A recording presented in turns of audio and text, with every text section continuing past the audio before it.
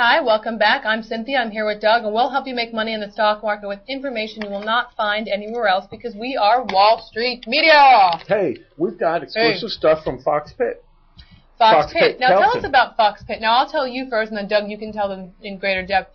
What we do for you is we attend the conferences, we send guys there, we get video, we talk to the CEOs, we find out information, and we give it to you. We filter through it, get the pertinent stuff, and throw away the trash. So, let's all stand straight. Let's get out there. Did you get your wheatgrass? I got my wheatgrass. I'm ready to go. Okay. Tell us about the Fox-Pitt. Tell us what they do. This is a good one. They have Market Structure Conference today in New York. We've got a crew over there, and they did the CME group, which has been in the news because they've been buying Chicago Mercantile Exchange, and they've been buying up a bunch of other brokerages. Right? They're really growing, and very acquisitive. There was actually something in the news today that they said they'll have no problem getting the financing for the NYMEX, which is the New York Mercantile Exchange that they just bought. Very good. Yeah, nifty. Okay. A lot of people, man. Their stock's up to. Let me take a look at it. Let me take a look. $476 a share. That's only for rich people like you to buy. Wow. But that's what we have this morning. You have some highlights for us? Come on, what do you have? I have some highlights. What's James Parisi. Oh, you want to know? Oh no, go ahead. Tell us what they said. Can I report from the conference, please? Yes, you can. I spent a lot of time at this conference finding out information. I'd like to report it, if that's all right with you. I'll sit quietly. Okay. James Parisi, CFO of CME Group. CME talked about the company's continued global expansion with prospective hubs to be added in Sao Paulo, Seoul, and Shanghai, thus strengthening CME's strategic partnerships with BRIC companies. Yeah, awesome. These guys are growing like crazy. And we'll get some more from that conference as well. Also, I have some little tidbits today. Big tidbits. Well, big tidbits, stuff for you, Time Warner. Okay. So Time Warner Incorporated is going to do a split with Time Warner Cable by the end of the year in a $10.9 billion transaction. Yeah. Which will leave them with a $9.25 billion dividend and its 2-decade ownership of programming assets. Yeah. What they want to do is be a content company and get rid of that horrible cable company that inflicts itself on me and ruins my life. What happens with that dividend? Does that go to anyone? Shareholders. Shareholders? Mm-hmm. How many shareholders do they have? A whole lot. Can you actually get a number? I don't actually know. They don't actually list it? It changes. It changes every day. What's the average? Does it have an average? Every minute, like that. Now so I want to divide it. Now there's a new one. When somebody, let me ask you a question. So when they do something like this, when they get a dividend, do you have to own it for a certain period of time? You have to own it at a certain period of time. They'll say for shareholders of record as of. As of, okay. June 10th or whatever. So it'll actually be in the future, not the past? Right. Oh, so if you want to get... You can get in right now. And then you can get part of the dividend. Mm-hmm. But it's going to give you Time Warner Cable, which is the worst company on earth. They are the Antichrist. I have them. I'm very much looking forward to my Memorial Day weekend when I can plug my router back in and disable my network connection to use the internet, like I was in a third world country. User error, because I don't at least, I don't know, let's call it every 20 minutes or so. Horrible. What are you doing? Are you doing something to that poor computer? I live in a big building, and they're using antiquated technology and horrible switching, and their people don't know anything, and so it's like I live in... That was a word from my script. As soon as you said antiquated, I started thinking of the script that I had to do for my class. I had to do it for an acting thing. Yeah, were you any good? Well, I was in an elevator, and there's this guy, and I tell him that the electrical system is totally antiquated in this building.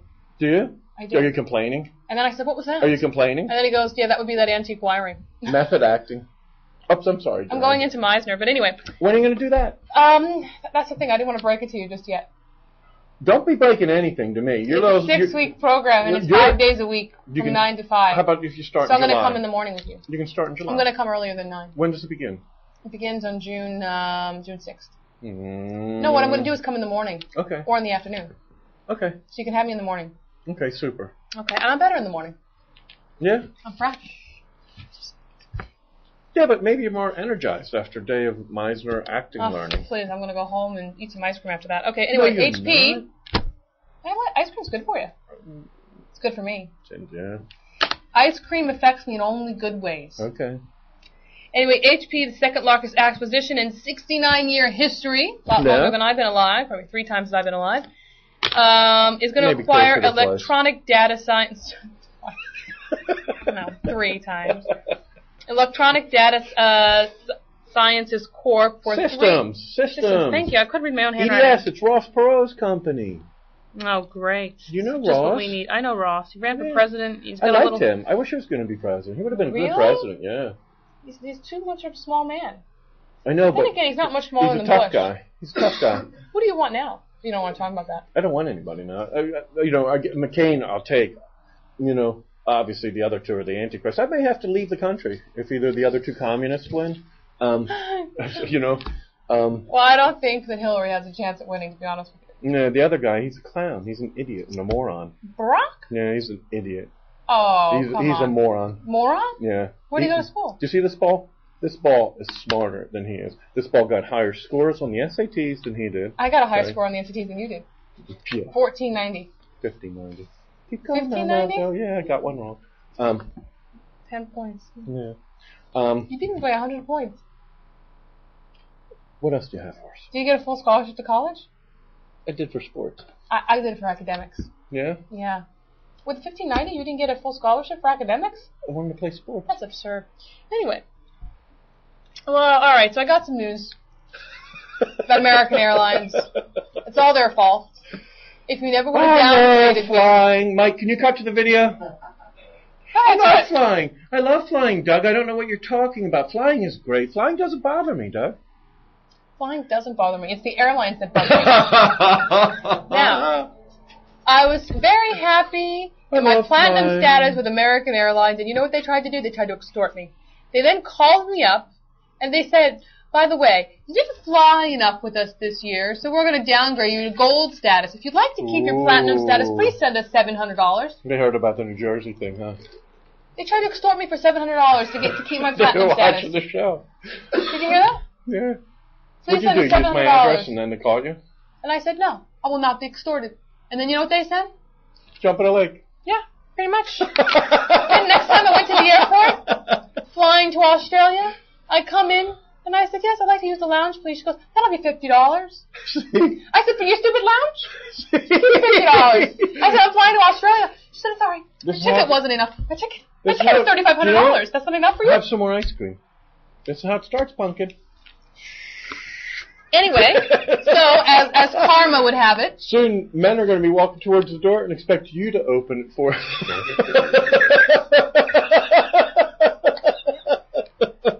It's a downward spiral. I'll be like, Cynthia, did you bring your wheatgrass today? Yeah, first goes the platinum status, then everything else just goes swirling. Well, just so you know, several other airlines did give me platinum status, and that's who I fly with now. And you know what? I like flying. That's karma to you, American Airlines. You know what's happening now? What's happening now? Why don't you tell us? Well, they're putting their bad karma back on the flyers, see that? as it would be, or the travelers. They're going to end up cutting jobs, retiring their old planes, and slashing domestic capacity by 11 to 12%. 12%. But guess where all the costs are going for that? To us. You know what they want to do? Yeah, wait till you hear this. You want to check a bag? $15. I know, that outraged you. The first bag you check is $15. How many bags do you usually take when you travel? I never check luggage. You have to force me, put my hands behind my back, punch me in the face, and then take my bag in order to check it. Yeah, I don't like to check anything. I don't take anything. I don't have time for that. I purposely travel with my little 2-ounce, 3-ounce, 4-ounce bottles, put it in my little carry-on luggage. I'll even leave home a pair. Look, they tried to get me to check something. Do you know what I did? What? I put on 7 jackets. I said, yeah. Because she told me I had to get rid of the other bag. She did, too. Yeah, she told me I had to get rid of the other bag. I said, what about the gentleman in front of me? This is gender preference, because she didn't make the guy who had like a... I had this little bag, like this big, full of shoes. Then he had like his, he had 3 bags. He had one of those carry-on the suit bags. Mm-hmm. She goes, oh, that's a suit bag. I said, okay, next time I'll put my shoes in my suit bag. And then I'll bring it on. But anyway, so she said to me that I had to combine the bags. In order to combine the bags, I put on 7 jackets.